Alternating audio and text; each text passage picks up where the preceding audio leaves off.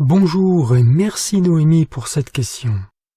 Oui, il est vrai que j'en ai déjà parlé à plusieurs reprises, et lorsque j'ai reçu par mail votre question, je ne vous cache pas que j'ai failli mettre cette dernière de côté, aussi importante soit-elle, afin de ne pas faire doublon avec les textes déjà présents.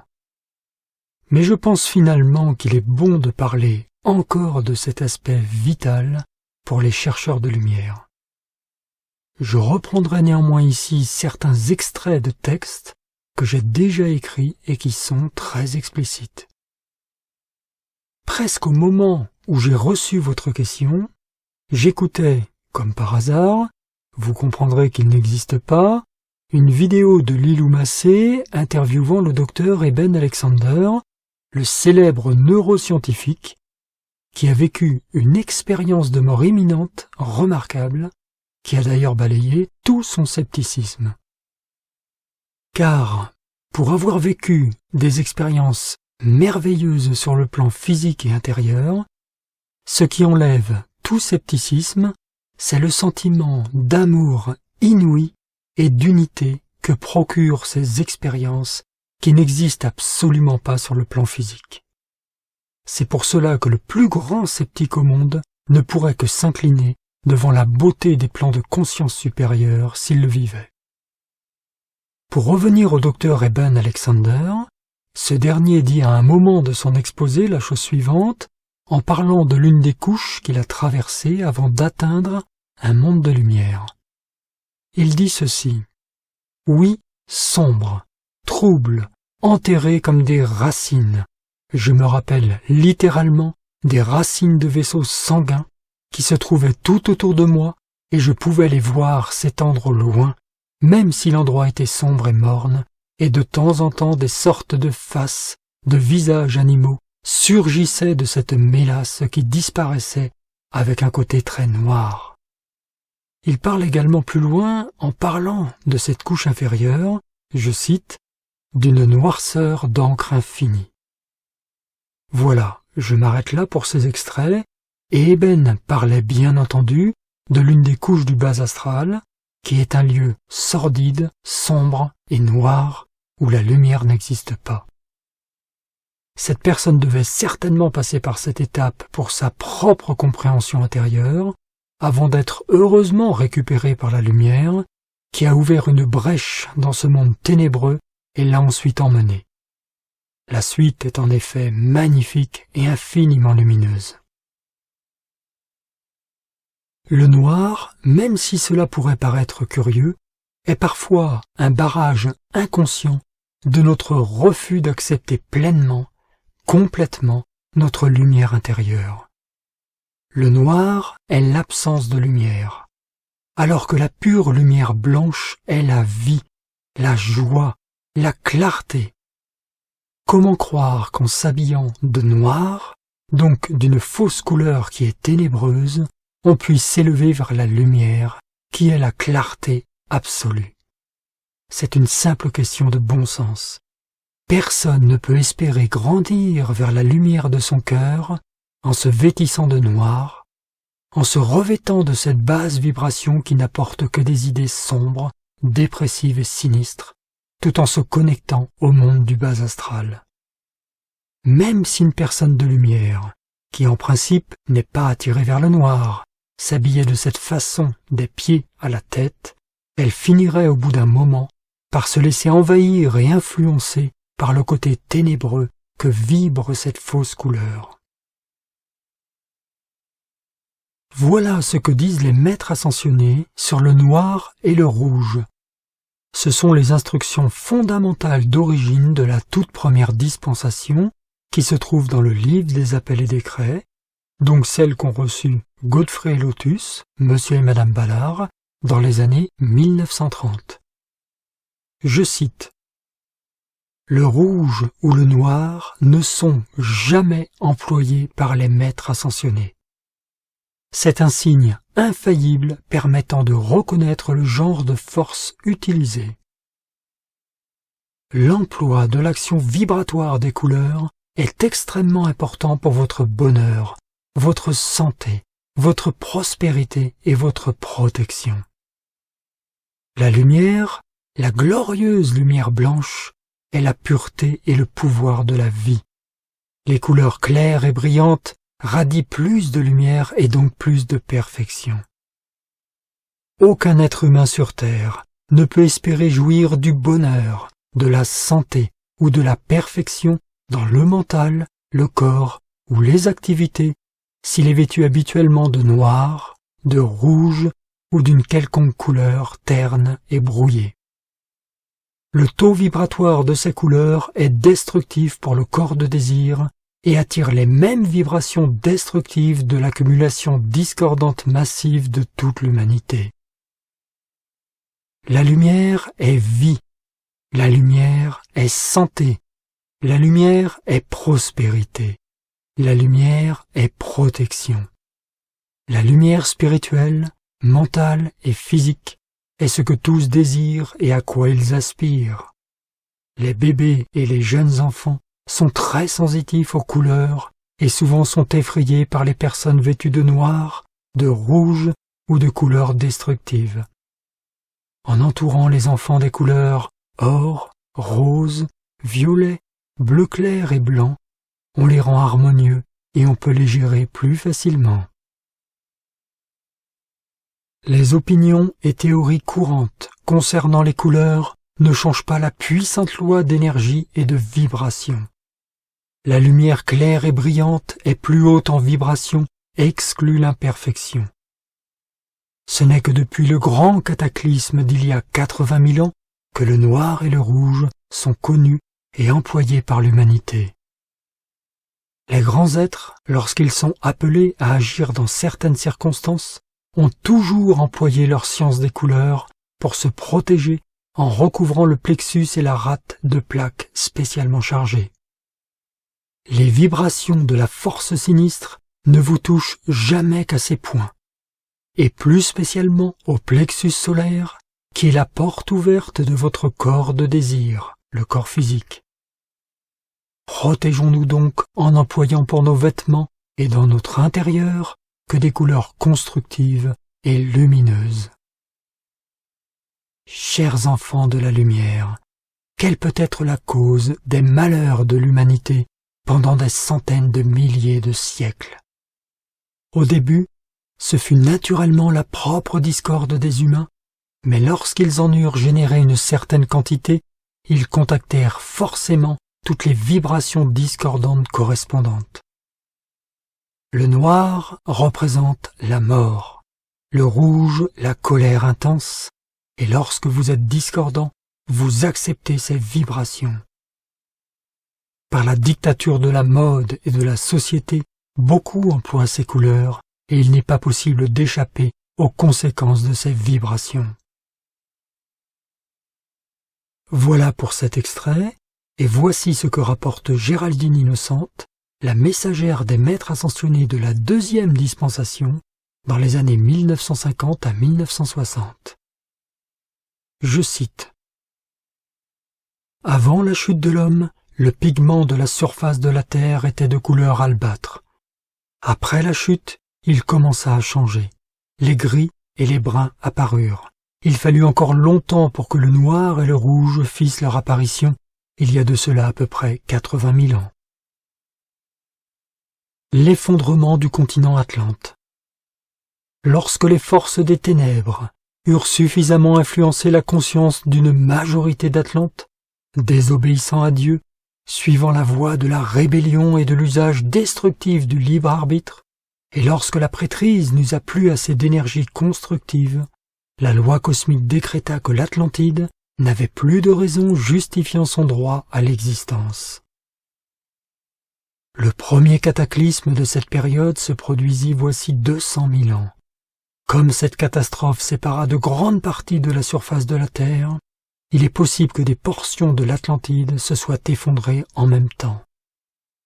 La seconde catastrophe majeure se produisit il y a 80 000 ans. Cela dut être un cataclysme d'une ampleur mondiale et d'un effet dévastateur parce que les maîtres ont précisé qu'il avait changé les couleurs du sol terrestre et que, pour la première fois, les couleurs rouges et noires apparurent à l'humanité. Les maîtres ont expliqué, dans une autre dictée, que ces couleurs ont une tendance à abaisser les vibrations de l'individu en faisant appel au sens inférieur. Voilà pour le deuxième extrait. Donc, pour ceux et celles qui accréditent les enseignements d'origine des maîtres ascensionnés, ces textes parlent d'eux-mêmes. Il est néanmoins nécessaire de préciser que Géraldine Innocente parle de la couleur rubis et or dans le 6e rayon, ce qui est interprété par certains par la couleur rouge vive, et l'on voit s'habiller certaines personnes qui suivent l'enseignement de cette couleur. Mais vu les instructions d'origine et les précisions sur ces couleurs qu'apportent les maîtres à travers la canalisation de Géraldine Innocente dans les leçons essentielles, c'est tout simplement impossible. La vraie couleur est le rubis pourpre. Il existe des rubis rouges vifs, en effet, mais également des rubis pourpres et même violets. Et le fait que Géraldine parle de couleur rubis a jeté une confusion qui n'aurait pas eu lieu si les instructions d'origine avaient été lues. La couleur rose, pourpre, violette sont des couleurs primaires dans les octaves de lumière, et non un mélange de rouge et de blanc, de rouge et de violet, de bleu et de rouge, etc. Le système des couleurs divines n'a rien à voir avec les couleurs terrestres. J'invite les étudiants de la lumière qui se vêtissent de noir et ou de rouge, donc avec des couleurs de basse vibration, de s'habiller avec des couleurs blanches ou joyeuses, et vous verrez votre taux vibratoire monter subitement. On peut le ressentir physiquement et surtout avec le blanc. La lumière est joie, et elle ne s'entachera jamais de son contraire. C'est, encore une fois, finalement, du simple bon sens. Et ceux et celles qui croient que la lumière a besoin de son opposé pour exister, cela est une conception totalement fausse, dans la mesure où la lumière maintient certes les énergies sombres émises par les êtres humains dans le bas astral, mais simplement pour qu'ils aient le retour des énergies qu'ils créent et ainsi deviennent responsables de leurs pensées et de leurs actes. C'est de cette façon que la plupart des êtres humains évoluent. Mais ces énergies sombres du plan psychique sont balayées à la fin du cycle donné à l'être humain pour évoluer. C'est l'homme qui crée le mal, mais il n'existe pas en tant que tel, et cette négativité est juste maintenue pour le bénéfice de l'expérience, comme déjà précisé. Je vous invite également à lire les instructions fondamentales données par les maîtres ascensionnés. Elles se trouvent dans le livre des appels et décrets. Ces instructions me paraissent indispensables pour tout étudiant des maîtres. Pour revenir au sujet qui nous intéresse, je constate que le noir, mais aussi de plus en plus le rouge, envahit de plus en plus notre monde, que cela soit dans le domaine spirituel, les habits, même les jeunes enfants, les appareils technologiques, la décoration, etc. On voit bien là que nous sommes à la fin d'un cycle. D'un point de vue purement scientifique, la couleur perçue par l'œil est due à plusieurs fréquences d'ondes. Une onde, qui est constituée de photons, est un champ électromagnétique, électrique et magnétique, qui modifie les propriétés physiques locales de façon réversible, ce qui signifie que dès que l'onde n'agit plus, les propriétés physiques retrouvent leur état initiaux.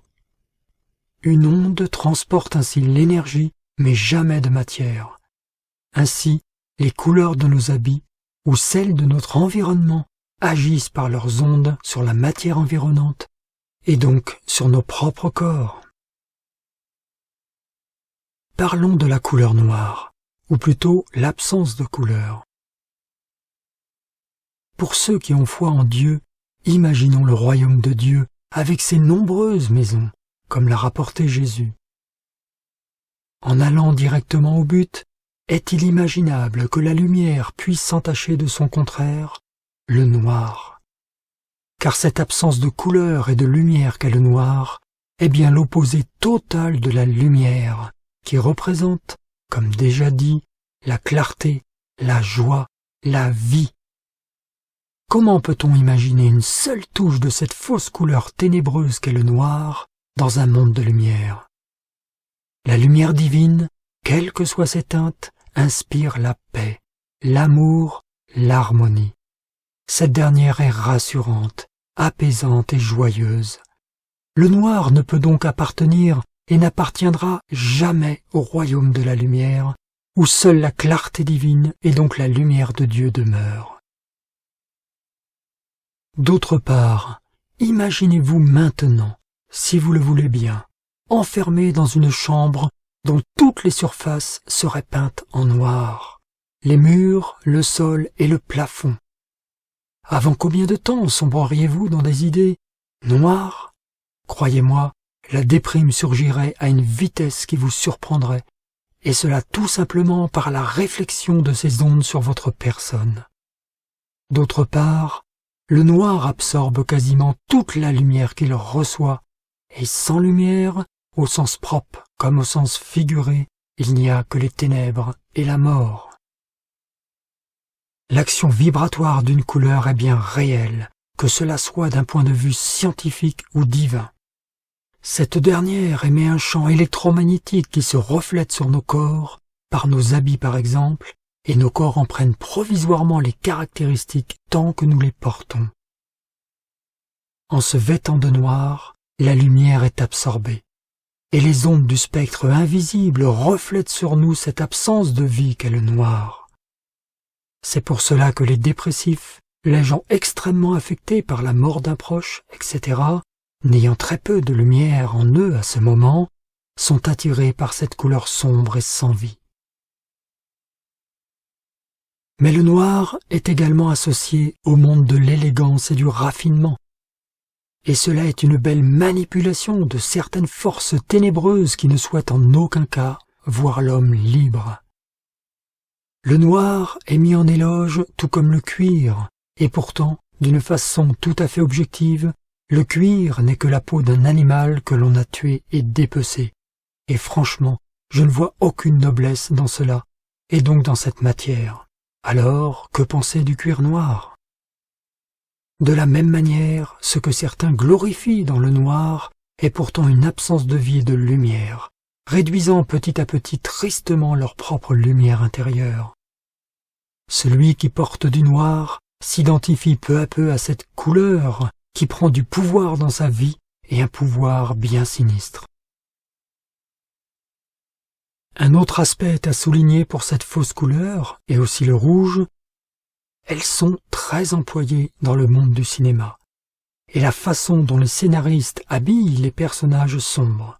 Après tout, pourquoi un scénariste habille-t-il de noir et ou de rouge presque systématiquement ces personnages les moins recommandables?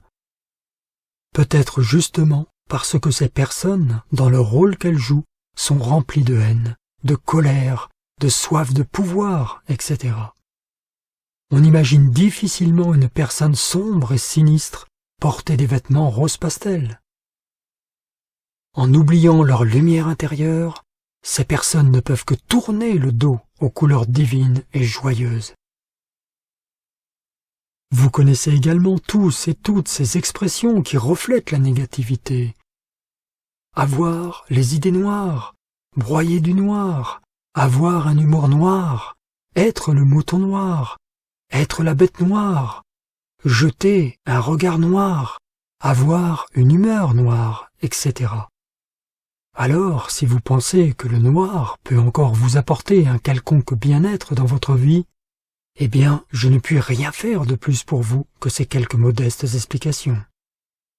Mais j'espère que par votre propre examen du monde de la forme, vous constaterez l'évidente opposition du noir par rapport à la lumière. Votre champ d'observation est immense, tellement vous avez devant vos yeux à chaque instant l'évidence. Une petite digression en ce qui concerne la nuit. Si vous l'observez véritablement, elle n'est jamais noire. On le voit aux cimes des arbres qui se détachent sur le fond du ciel. D'autre part, une nuit étoilée est magique et n'a rien à voir avec ce que porte en vibration ce noir provoqué par la chute de l'homme. De la même manière, la couleur de peau n'a rien à voir avec cette création noire discordante. Voyons maintenant ce qu'il en est de la couleur rouge. Le rouge est indéniablement une couleur agressive. Tout comme le noir, peignez en rouge tous les murs de la chambre de votre enfant, par exemple, et vous constaterez tout de suite le comportement terrible de ce dernier. Cette couleur et son action vibratoire est quasi immédiate sur nos sens et notre humeur, colère, agressivité, passion dévorante, etc. Autant le noir nous attire petit à petit et de façon tout autant destructive dans les ténèbres qu'il représente, autant l'influence du rouge est presque instantanée et encore plus le rouge vif.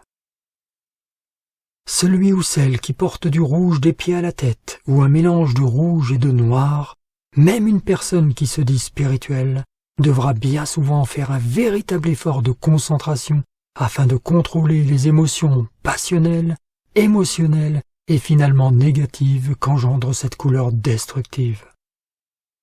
Cette dernière, tout comme le noir, n'existe pas dans les mondes de lumière, comme le précisent les maîtres des octaves supérieures.